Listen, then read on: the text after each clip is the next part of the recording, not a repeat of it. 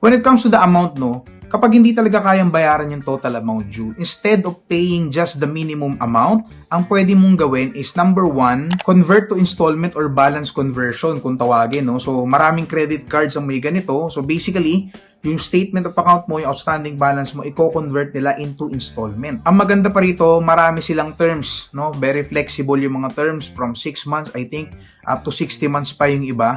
And very, very low yung interest. Usually, 1% lang per month. Iko-compare mo yun dun sa finance charge na 3%. Another option no, na available sa mga tao na may multiple credit cards is balance transfer. So basically, for example, meron kang dalawang credit card, no? So yung credit card A mo, yung outstanding balance niya, pwede mong i-transfer kay credit card B. Provided syempre na sufficient yung available credit card limit mo, no, dun sa credit card B para i-cover yung amount na ililipat mo from credit card A. So same sa convert to installment, very flexible yung terms, usually around 6 to 60 months din.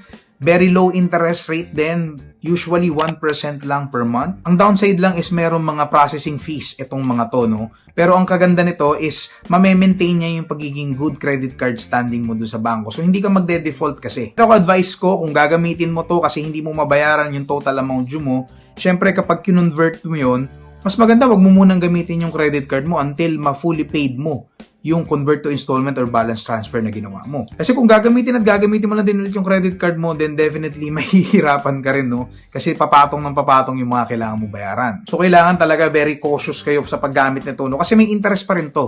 Okay? So hindi to parang interest-free option. At maaari kung kailangan lang talaga, for example, nagka-emergency at kailangan mong gamitin for medical emergency yung pambayad mo sa total amount due mo, then options to na pwede mong gamitin.